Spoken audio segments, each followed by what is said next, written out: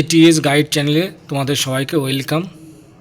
দেখো, আজ একটু আপার প্রাইমারি নিয়ে কথা বলতে চলে এসেছি। অনেক দিন থেকে ভাবছিলাম আপার প্রাইমারি নিয়ে কিছু বলি, কিন্তু কি বলবো কিছুই খুঁজে পাচ্ছিলাম না। কিন্তু সবার ভুলভাল খবর ছড়ানো দেখে একটু চলে এলাম। আজ ইউটিউবে দেখছিলাম দু একজন বলছে যে হ্যাঁ, মার্চের মধ্যে নতুন ফ্রেশ নিয়োগের নাকি শুরু করার জন্য আদালত থেকে কমিশনকে হুঁশিয়ারি দেওয়া হয়েছে। কেউ ঠিকঠাক করে খবরটা পড়ে না পড়ে একটা দুটো লাইন হেডিং দেখেই চলে আসে একটু ভিউজের জন্য। তো কি ঘটেছে, সত্যি আদালত কি কমিশনকে নতুন নিয়োগের জন্য হুঁশিয়ারি দিয়েছে নাকি অন্য কিছু? তো তার আগে বলে রাখি যে সবাই মানে পরীক্ষা হবে মার্চের মধ্যেই, নোটিফিকেশান আসছে এইভাবে বলে সবাই নিজের ব্যাচের প্রচার চালিয়ে যায়। কিন্তু একটা কথা বলে রাখি, যারা এখানে নতুন আছো, এখানে আমি সব রকম টেটের জন্য প্রিপারেশান করাই। বিশেষ করে এখন আপার প্রাইমারি টেটের জন্য প্রিপারেশান করানো হচ্ছে ম্যাথ, সায়েন্স, পেডাগোগি, তারপর সাবজেক্ট ওয়াইজ পেডাগোগি এর ক্লাসগুলো হচ্ছে। সায়েন্সের ক্লাসটা ম্যাডাম করান এখানে। তো কোনো ব্যাচ এখানে রাখছি না। যতদিন না কোনো নোটিফিকেশান আসবে ততদিন কোনো ব্যাচ এখানে হবে না। কারণ সরকারের কোনো আদালতকে কোনোদিন এখনও পর্যন্ত কোনোদিন মানেনি আর মানবেও না। তো সেই জন্য যতদিন না নোটিফিকেশান আসছে ততদিন কোনো ব্যাচ আসবে না। কারণ কোনো টিচার, আমার মনে হয় না যে এখান থেকে 6 মাস পরে যদি নোটিফিকেশান আজকেও ব্যাচ শুরু করে 6 মাস পরে যদি নোটিফিকেশান আসে তো 6 মাস বা 1 বছর 1.5 বছর কেউ ফ্রিতে পড়িয়ে যাবে একটা না। তো যাই হোক, মেন কথা আগে বলে নিই কী ঘটতে চলেছে। মানে আজকে খবরের কাগজে একটা হেডলাইন দেখেছে সবাই যে শিক্ষক নিয়োগের কড়া বার্তা, 30 মাসের মধ্যে নির্দেশ না মানলে জেল, সতর্ক করল হাইকোর্ট। তো সবাই ভেবে নিচ্ছে যে আপার প্রাইমারি নতুন নিয়োগের জন্য বলছে, কিন্তু এটা ভালো করে পড়ার দরকার আছে।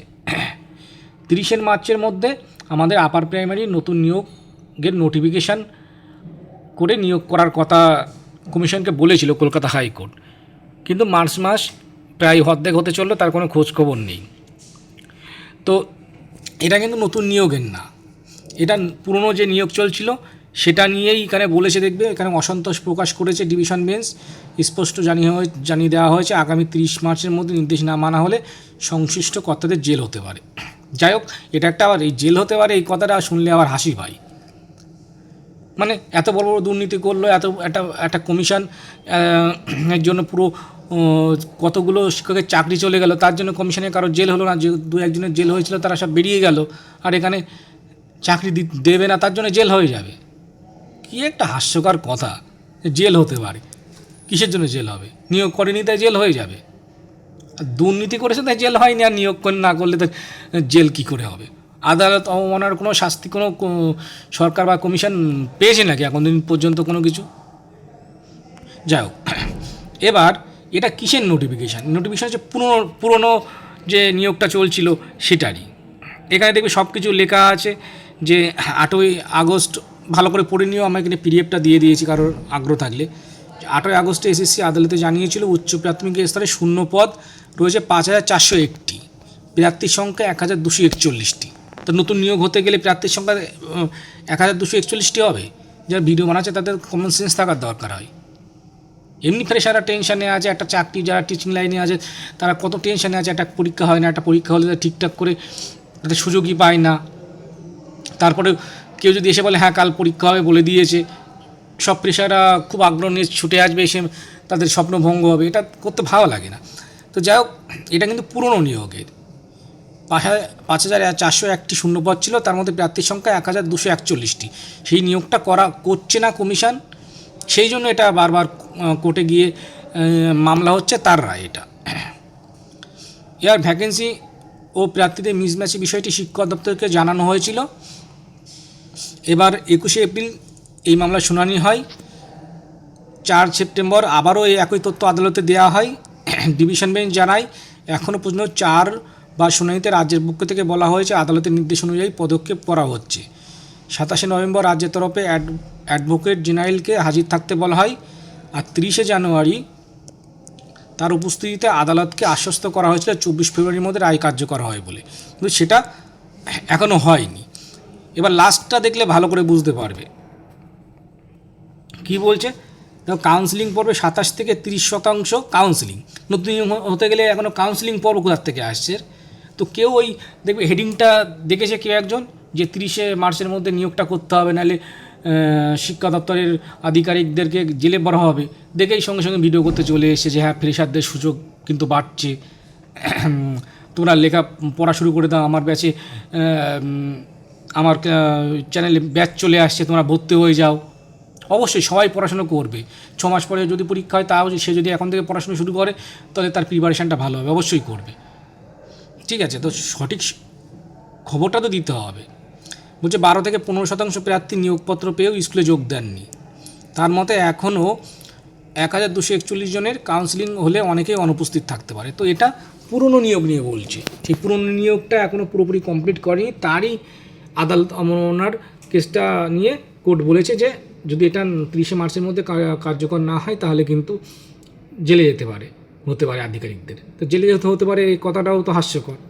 তো যাই হোক, নতুন নিয়োগে কোনো খোঁজখবর নেই, তবে আমার এটুকু মনে হয় নতুন নিয়োগ নিয়ে যে কি যেহেতু মার্চের মধ্যে নিয়োগ করার কথা বলেছিল আদালত, তো মার্চের মধ্যে নিয়োগ করা সম্ভব না। এখন মার্চের মধ্যে যদি কিছুই না নিয়ে আসে তাহলে আদালত অবমাননা হবে, তো কোর্টে আবার কেসটা উঠবে, কোর্ট দুটো খারাপ কথা শোনাবে। তো আমাদের কমিশন এটা করতে পারে বা সরকার এটাই করতে পারে যে একটা নোটিফিকেশান নিয়ে আসতে পারে মার্চের মধ্যে। কারণ কিছু এখন সরকারের একটাই উপায়, হয় তুমি সুপ্রিম কোর্টে যাও বা ডিভিশন বেঞ্চে যাও, গিয়ে টাইম নাও।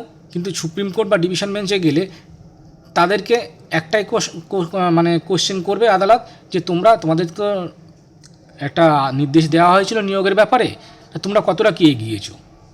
যদি এখন কমিশন বলে যে হ্যাঁ আমরা নোটিফিকেশানটা দিয়েছি, আমরা 11, 12, 9, 10 নিয়োগের জন্য আমরা কিন্তু এটা করে উঠতে পারিনি, নোটিফিকেশানটা দিয়েছি, আমাদেরকে টাইম দিন, মানে কিছু একটা করে দেখিয়ে, যে নোটিফিকেশানটা দেখিয়েও কিন্তু বলতে পারে যে আমাদের একটু টাইম দিন, আমরা এই কিছু টাইম দিলে তার মধ্যে নিয়োগটা করব। তার জন্য কিন্তু নোটিফিকেশানটা অন্তত কমিশনকে দেখাতে হবে যে আমি নোটিফিকেশানটা দিয়েছি। একটা নোটিফিকেশান দিয়ে কিন্তু টাইমটা চাইতে পারে যে আমি নোটিফিকেশান দিয়েছি, আমাকে আবার একটু টাইম বাড়িয়ে দিন। নোটিফিকেশানটা না দিয়ে কিন্তু আদালতে গেলে আবার থাপ্পড় খাবে। তো সেই জন্য আমার মনে হচ্ছে নোটিফিকেশানটা চলে আসতে পারে, কিন্তু ভোটের আগে নিয়োগ সম্ভব না। আর ভোট হয়ে গেলে এই টিএমসি সরকার থাকুক বা অন্য সরকার থাকুক, নিয়োগ কিন্তু অনেকটা ডিলে করেই হবে। তো দেখা যাক।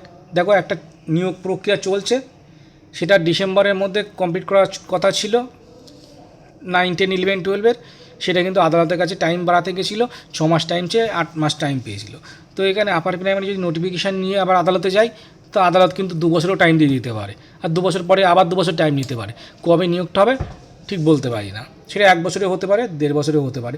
কিন্তু ভোটের আগে কোনো মতে হচ্ছে না পরীক্ষা, ভোটের পরে গিয়ে কবে হবে জানি না। যদি নোটিফিকেশানটাও দিয়ে দেয় তো যে যার মতো করে যার প্রিপারেশান নিতে চাও নিতে পারো, কিন্তু এখন কোনো ব্যাচে ভর্তি হলে যাই না সে তোমাকে এখান থেকে 2 বছর পর্যন্ত ফ্রিতে পড়াবে কিনা।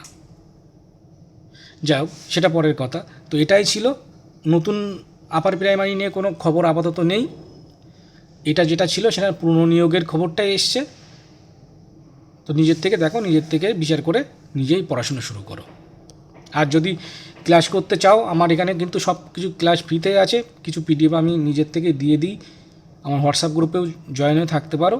যদি কোনো দিন নোটিফিকেশান আসে তখন ব্যাচ শুরু হবে, ব্যাচের মতো করে ক্লাস হবে।